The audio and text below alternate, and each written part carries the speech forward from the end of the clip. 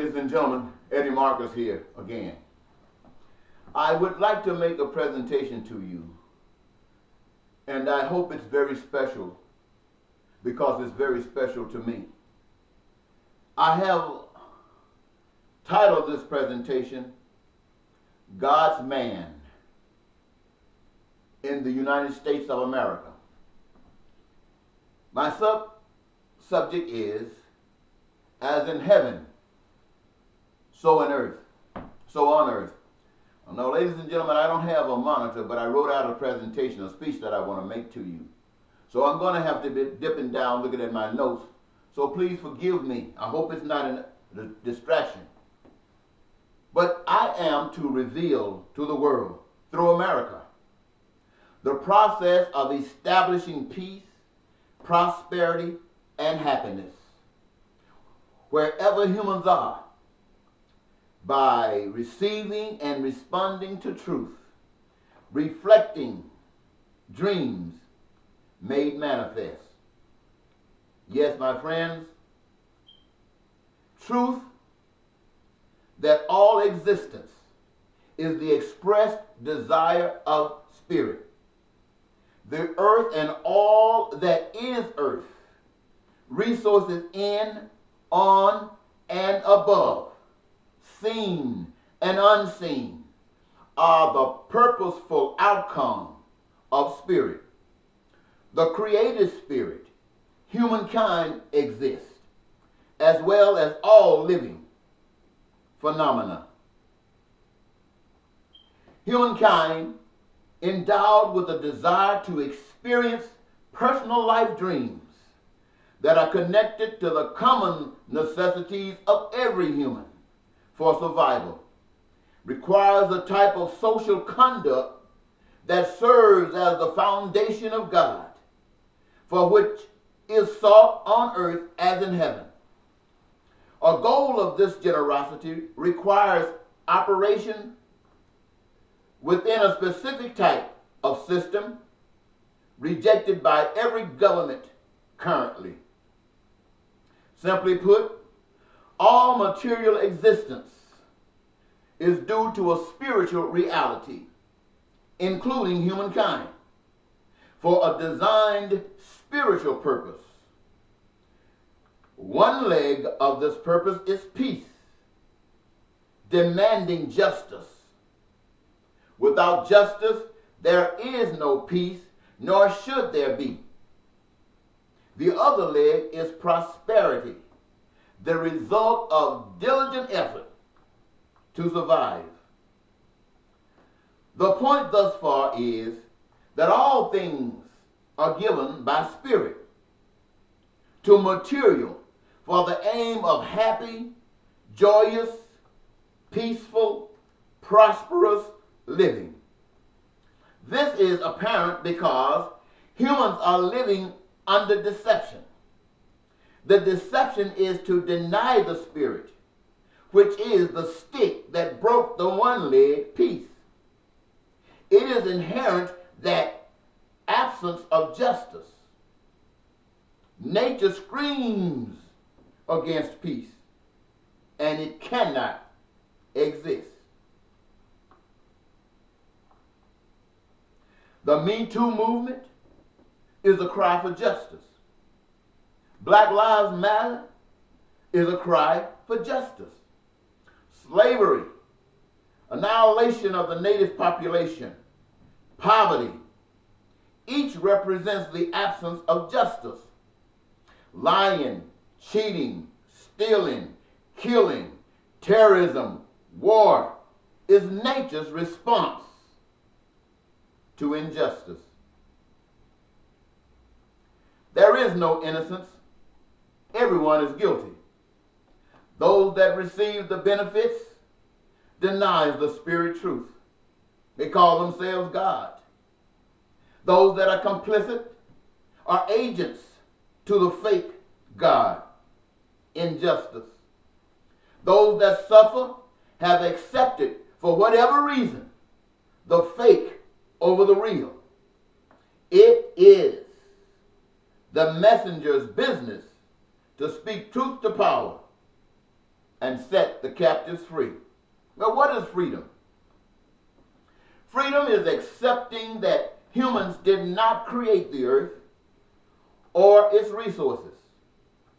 Those that are seen in the metallic, such as gold and silver, tin and copper, lead, zinc, iron and nickel, aluminum, and even non-metallic as sand and gravel and gypsum, uranium, and dimensional stone, or minerals resources, or oil and gas, just to name a few. Freedom is accepting that humans did not create skin, did not create flesh and blood, or air, or oxygen, and so much more. With this truth, the broken leg is mended, injustice denied, and like the bud of a flower in the springtime, begins to show its beautiful parts, parts that strengthens the shattered leg of prosperity. One might, with this new concept, humble themselves to honor a different power, spirit, and see themselves as they are, parts of a greater whole, respecting each other and appreciating the role that each other plays in the great scheme of things. Translated to mean that survival is familiar and that the resources belong to the cause of such behavior. Each has a gift, unique or not, but necessary for individual direct participation in the creative process of all goods and services needed, wanted, and desired in the fulfillment of dreams by every person. A nation, a state, a human being standing on the legs of peace and prosperity is blessed with happiness and joy. This is the USA. I am here to give birth to a new system which is required. I am here to advocate for such a system in hopes that the citizens are receptive to change.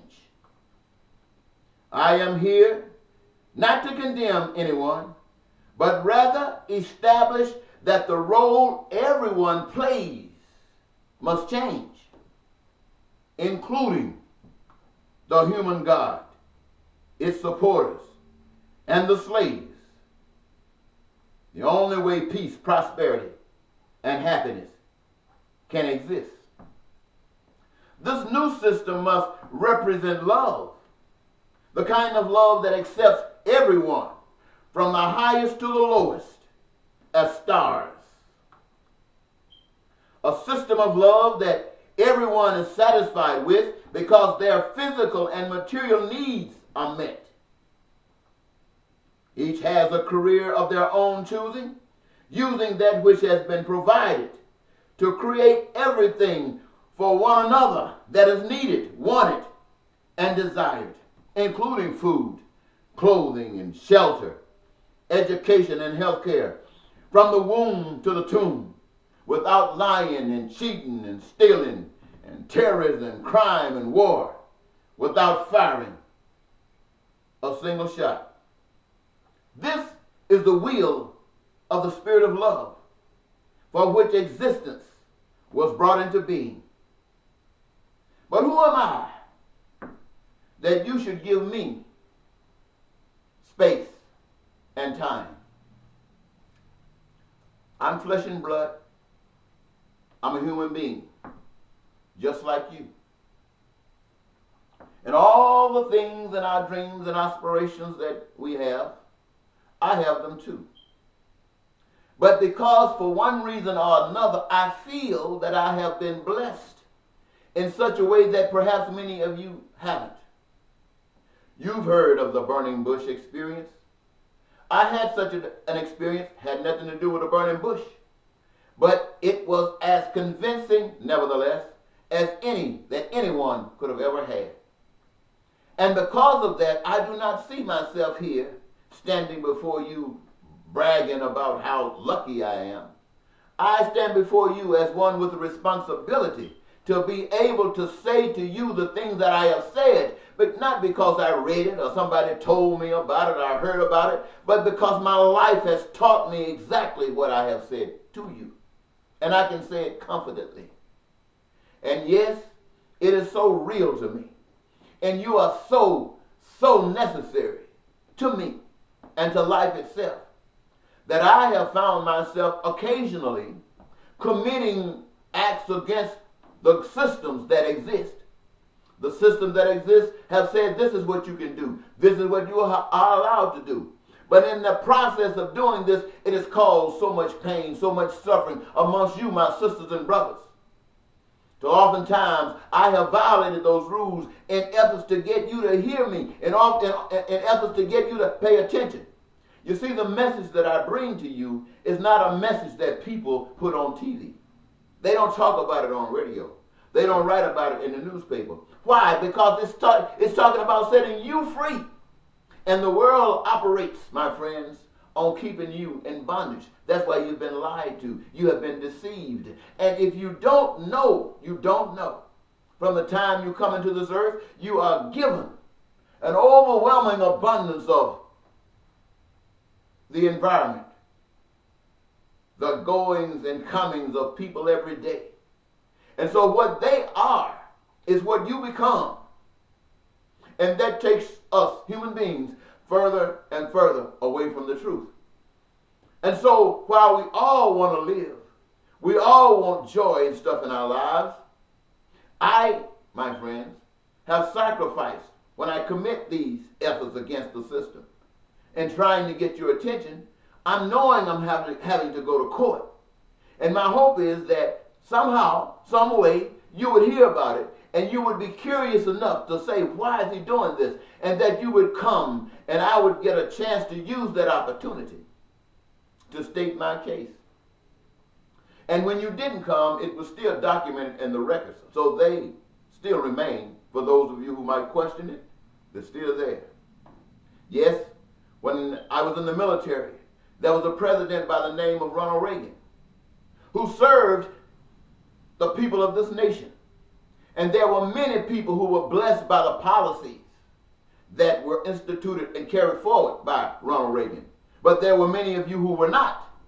And for those who were not, I could not accept it. And so I refused to take orders from the military. I'd rather have to put on my wall a dishonorable separation from the military than to say I had an honorable separation, which would mean that I went along with all of the pain and suffering that was caused by this president. Not me.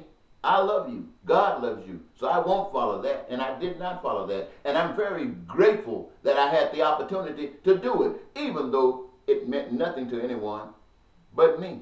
That was not my intent. I wanted you to know. And there have been occasions, ladies and gentlemen, where I have worked within the system since coming out of the military. One where I worked in property management. And there was so much drugs and this trafficking going on in the country, and people being pushed out, losing their homes, and it bothered me in a magnificent kind of way, and I wanted to do something about it. So I took some money that I handled and gave it away any way I wanted to. And having done so, I went to the boss and said, this is what I have done, and I must be arrested. The boss didn't want to arrest me. He said I was a good worker. But I insisted. And so, my friends, I went down and I got arrested. I was charged. And I wanted everybody to know about it in Minnesota. So you could pay attention to what I'm trying to tell you and what I've been talking about. They wouldn't even write about it in the newspaper. Nobody talked about it. And so when I went to court, I'm looking around in the courtroom to see if anybody would show up so I can tell you that you are loved, that God loves you, that you are in bondage right now, and the key to your freedom is in your own hands if you could just believe in a power that you can't see and act accordingly. No one showed up. But the records there indicate. And I serve time for that. Why? Because I love you. I serve time. Why? Because I know what I'm telling you is truth. You've never seen a politician come before you and say, I have, well, they'll tell you they went to law school or they had some business going on. But how many will tell you that you have meant so much to them that they've sacrificed their freedom? Now, we've heard about it in other places. Say like in South Africa, Nelson Mandela, Winnie Mandela, and those people who gave their lives and sacrificed their lives. We've heard about it in the United States of America during the 60s when Martin Luther King was around and people who put their lives on the line to make a point. But since then, people walk around with signs say, fed up, and ain't going to take it no more, and go right on back, continuing everything that they have been doing. Well, ladies and gentlemen, this is what love means to me. Love means to me that you are so important that I will not walk around gleefully while you suffer. And for those of you who have been closer to me, my children, my wife, you are one with me, at least in my mind. And so what I'm willing to put myself through, I'm willing to put you through. Because if it's true to me, then I know it's true to you, even if you don't believe it. And I have done that as well. Many of you know I put my family through this. Because when I have decided that I was not going to work and be a part of the system, that I was going to stand up and suffer, that means my wife worked by herself and paid the bills. She did it because I couldn't stop her. She couldn't see what I see. And so she was allowed to continue. But I stand to you today, ladies and gentlemen, right before you. I have great sufferings. I used to be a handsome man. I'm not handsome now because, you know why. Sometimes the flower withers. Sometimes the beauty of the flower dissipates. Sometimes the flower dies. But they tell me it rises again. And it's more beautiful than you could ever imagine before. And so, ladies and gentlemen, I've given you some reasons why you should at least consider me as a lover of you. And if you love yourselves, if you love one another, if you seek peace and prosperity and joy in your lives, I petition the citizens of the state of Minnesota to write me in as a replacement to the United States Senate from Minnesota, replacing Al Franken. I'm running as a write-in because I do not represent what the Democratic Party represents. I'm running as a write-in because I do not represent what the Republican Party or any of the political parties. You know, they are all separate. I represent what each of them are missing. Love. Love. I'm not for bankers because we don't need money. I know the world is beautiful without money. I know that money is the scheme that is used to keep you distracted. I know this.